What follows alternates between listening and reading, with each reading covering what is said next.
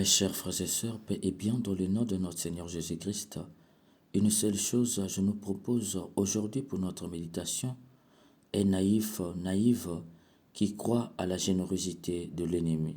Dans l'évangile, Saint Matthieu nous dit, Jésus disait à ses disciples, ne donnez pas aux chiens ce qui est sacré, ne jetez pas vos perles au pourceau, de peur qu'ils les piétinent, puis se retournent pour vous déchirer. Dans ce fragment, Jésus interdit de donner ce qui est sacré aux chiens et des perles aux pourceaux.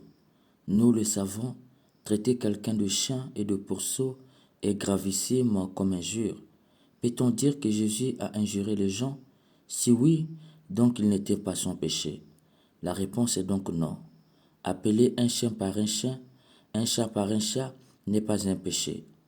Jésus ne fait que nommer un comportement. S'il les appelle chiens et pourceaux, c'est parce qu'éventuellement, ils se comportent en chien et en pourceau.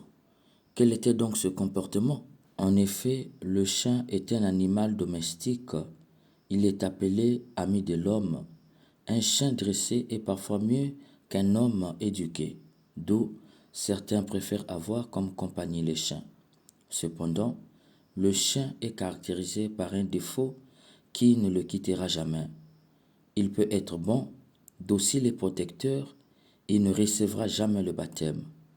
Il ne le demande pas et on ne le lui demande pas non plus.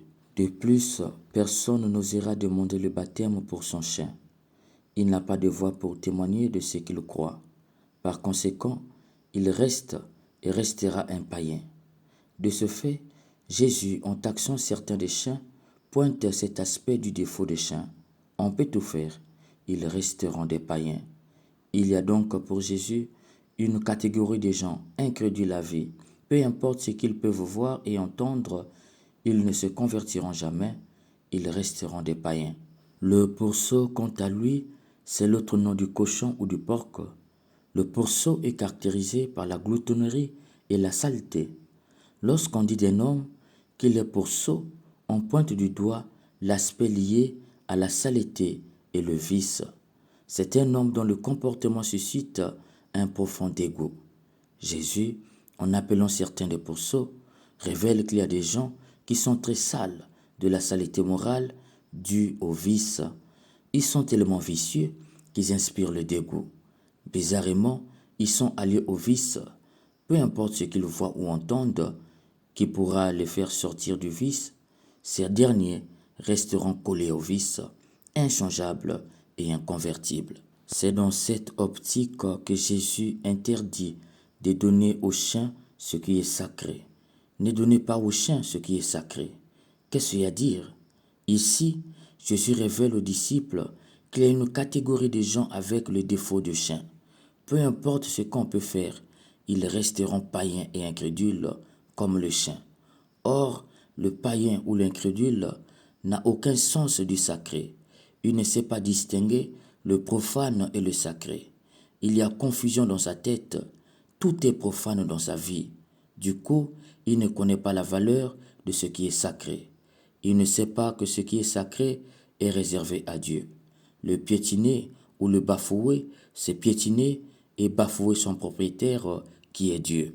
Pour Jésus, les disciples ne doivent jamais donner le sacré à des gens incrédules et païens.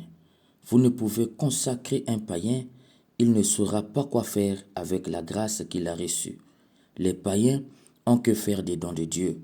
Les disciples doivent veiller à la grâce de Dieu, empêcher que cette catégorie des hommes piétine les dons de l'Esprit Saint. Par conséquent, les disciples ne doivent pas brader les sacrements. On comprend en filigrane l'importance de la catéchèse avant les sacrements. D'ailleurs, Jésus le dira plus tard, après la résurrection, « Allez de toutes les nations, faites les disciples, baptisez-les au nom du Père et du Fils et du Saint-Esprit. » Confère Matthieu 28, le verset 19. Force est de remarquer que Jésus ne dit pas dans ce verset « Baptisez-les et faites des disciples », mais non, il dit « Faites des disciples et baptisez-les ». Ce qui veut dire que celui qui reçoit le baptême est a priori un disciple. Qui reçoit le baptême est celui qui a déjà professé la foi et reconnu Jésus comme son Seigneur. Les disciples l'ont bien compris. C'est pourquoi au début de l'Église, il y avait le ministère de la mystagogie, car il fallait éviter de donner les sacrements aux chiens qui iront les piétiner. Aujourd'hui, on trouve ce comportement des chiens en nous des chrétiens, c'est-à-dire que nous avions reçu les dons par les sacrements de l'Église. Hélas, nous partons pactiser avec Satan parce que tout va mal chez nous. Nous laissons le monde dicter notre façon d'agir, alors que notre façon d'agir doit refléter celle de notre Seigneur Jésus.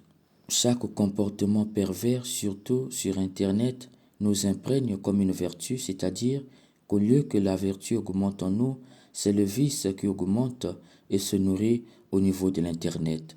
Comme le disait si bien le père Martial de Martial, quand tu nourris ton âme quotidiennement de nouvelles scandaleuses, de passe-temps insignifiants, de bavardages futiles, de commérages et de frivolités, comment peux-tu espérer qu'elle croie en vertu et en résolution?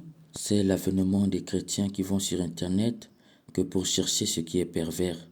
À moi d'ajouter, tu te plains de rester longtemps dans la masturbation, mais tu es accro aux films pornographiques. Comment vas-tu t'en sortir? Tu te plains de la cigarette, mais tu es accro aux films dont la cigarette est la nourriture de l'acteur. Comment vas-tu t'en sortir? Pour le Jésus de Saint Matthieu, nous ne devrons pas recevoir les sacrements, car nous sommes comme des chiens. Nous piétinons la grâce de Dieu. D'ailleurs, aujourd'hui, il y a des chrétiens qui viennent voler dans l'église. Pendant que les autres font l'adoration, eux profitent de fouiller les sacs pour voler. Ceux qui le font, ce sont des chrétiens baptisés, confirmés. Ils ne savent plus ce qui est de l'ordre du profane et du sacré.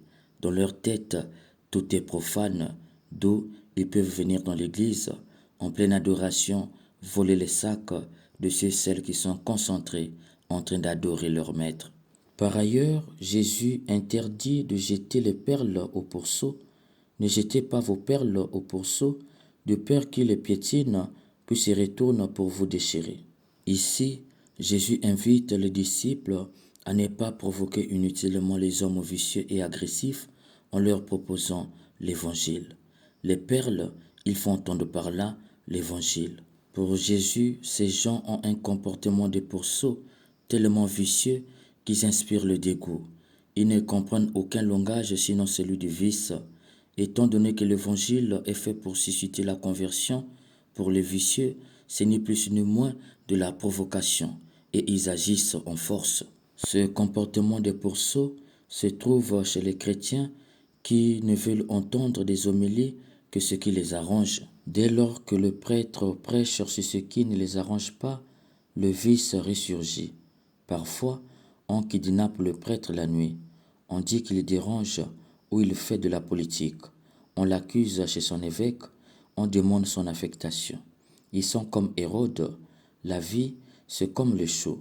On peut la couper comme on veut, à l'exemple de la tête de Jean-Baptiste. Pourquoi? C'est parce qu'il a dit une vérité qui suscite la conversion.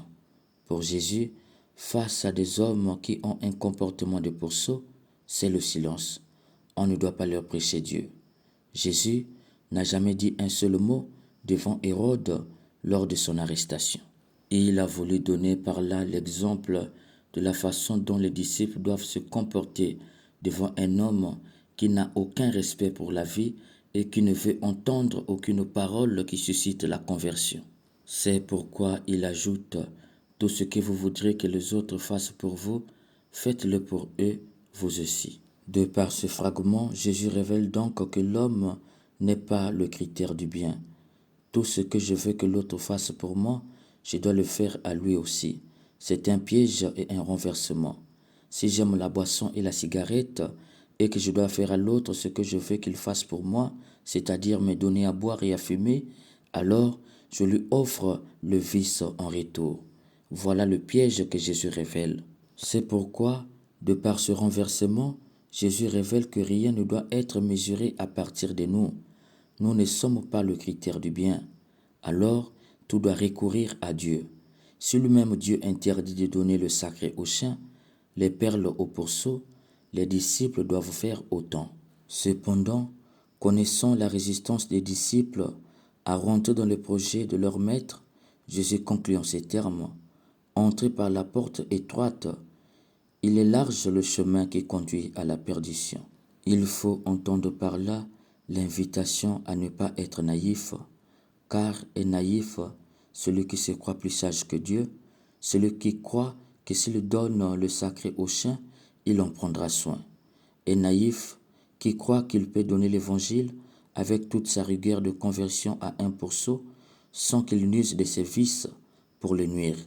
Au demeurant, Jésus nous révèle que qui est naïf, c'est celui qui croit à la générosité de l'ennemi symbolisée par le chemin large. Il refuse la porte étroite que nous propose Jésus parce que la récompense n'est qu'au ciel. Il oublie que de la même façon qu'il y a les enfants de Dieu, il y a aussi les enfants de Satan. De la même façon que les chrétiens vrais se consacrent à Dieu et ne peuvent reculer, il en va de même pour les hommes qui se consacrent à Satan et ne peuvent reculer. Il oublie que de la même façon que nous vouons une liturgie pour Dieu, de même eux aussi vouent un culte à Satan.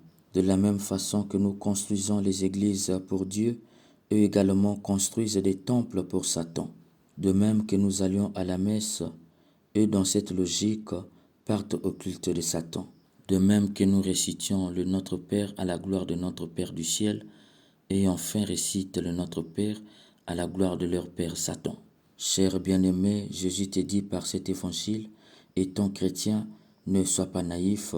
Il ne faut jamais croire que quelque chose de bon peut sortir d'une telle femme ou d'un tel monsieur qui a déjà consacré toute sa vie à Satan. De plus, étant un pourceau, il n'est pas prêt à abandonner les vices. C'est pourquoi Jésus dit ne jamais croire à sa générosité. D'ailleurs, Ben Sirac le sage disait déjà en son temps, le sage, c'est celui qui fait attention aux cadeaux. Accepter le cadeau d'un enfant qui a consacré toute sa vie à Lucifer, c'est croire à sa générosité. Et croire à sa générosité, c'est donc croire à la générosité de son père qui est Lucifer. Or, Lucifer est un éternel escroc. Il ne fait du bien à personne et il ne se convertira jamais. Cher bien-aimé, ne perds pas ton temps à vouloir convertir des gens dévoués à Satan. Ne sois pas naïf, ils se retourneront contre toi. Ne t'amuse pas non plus à donner ce qui est sacré aux païens, ils iront le piétiner. Jésus ne veut pas des disciples naïfs. Que l'Esprit Saint nous aide à sortir de la naïveté qui nous rend plus sages que Dieu. Amen.